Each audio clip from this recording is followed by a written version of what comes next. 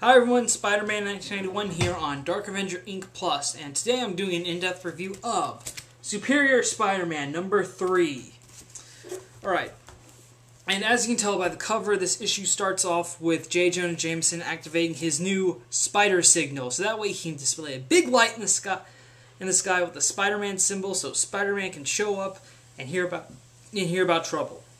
When Spider-Man does see the signal and shows up at the police station, he throws an explosive on it, which destroys most of the signal.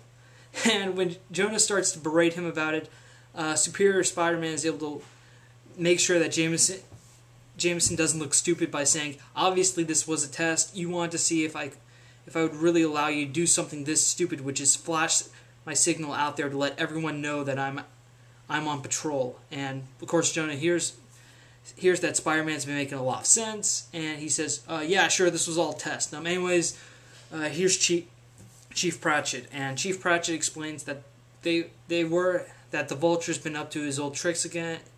He's using as you can tell by if you've read last issue, that Vulture now has a new set of henchmen, and they're going out there robbing people for him. And now Chief Pratchett wants Vulture to work with Carly Cooper. No, he wants Spider-Man to work with Carly Cooper on the Vulture case. And when Spider-Man's like, "Yeah, sure," and they go down to the police lab where Spider-Man adjusts his mask to locate to follow the magnetic wave trail left by the Vulture's flying tech.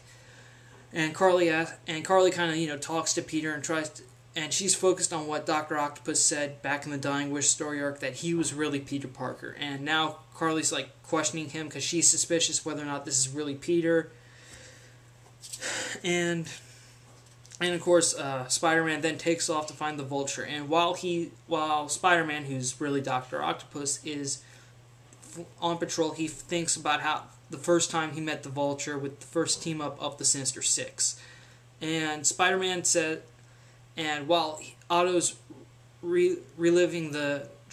thinking back to his first meeting with the Vulture, Spider-Man is there, and he's kind of, seeing it as it happens in a way. And it's like this. Pretty much it's displayed as the memories going on, and you see Spider-Man right there, but, it's like he's kind of watching a holographic story or whatever.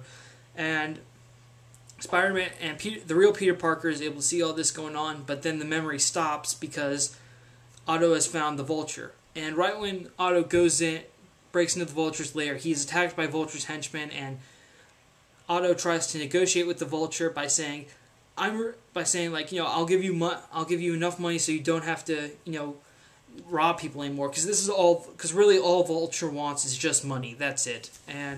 But Vulture doesn't believe him. He orders his henchmen to attack, and when Spider-Man hits one of the henchmen and his helmet comes off, it's discovered that the Vulture's henchmen are actually kids, like little children, and this really, really pisses off Otto. And Otto flashes back again, which is another thing Peter Parker is able to see too, is Otto's abusive father.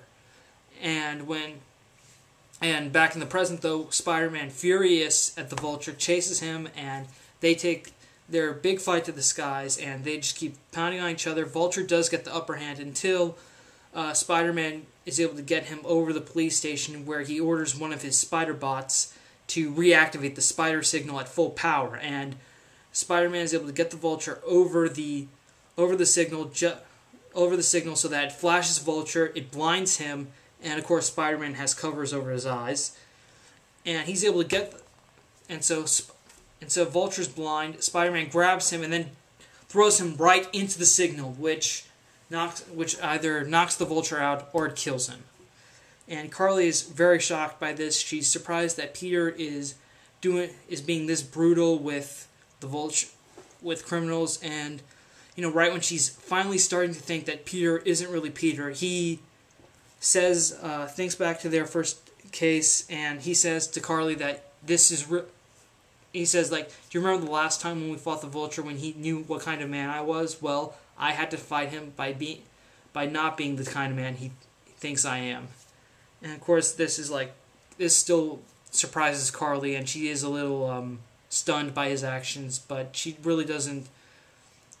She's not really saying anything like you're completely different. She's just still in that sort of suspecting place.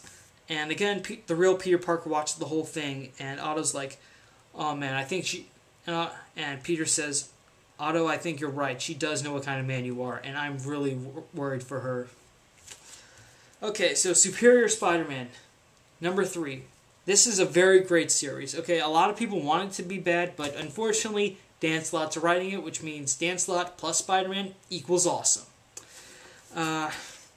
Yeah, I really did like this series a lot, especially the discovery that Peter can kind of, observe Otto's memories while they happen. And we do get some light shed onto Otto Octavius that he does have some morals, I guess, because he obviously doesn't like children being abused from his own past. So that gives a little depth to Dr. Octopus. Also, again, the whole thing about Carly being suspicious about whether or not Peter is really Peter. That's kind of that plot of the story is moving pretty slow. I mean, she does start to suspect something at the end, but then, of course, Otto, he's able to brush her off and delay her suspicions for now, though. Because I really think Carly's going to figure it out eventually. And hopefully this will be either during or after Peter leaves. And Peter is able to get full control of his body back again and give old Doc Ock the boot. But yeah, but until that happens, it really is still interesting and very entertaining seeing Otto as both Spider-Man and Peter Parker. This is a very great series, really great series by Marvel. I don't know why you're not reading this, but you should be because it's awesome. I mean, a lot of people didn't want the Superior Spider-Man to work because they wanted Peter Parker back. Well, it said this, but it told all the haters, but it's actually working. And you should really give the series, even if you are skeptical about this, I would say you should give it a try because it really is an amazing series. Okay? And so that's it. That is my in-depth review of Superior Spider-Man number 3. Thank you for watching. Thank you for subscribing to Dark Avenger Inc. Plus. Spider-Man 1991 saying see you later.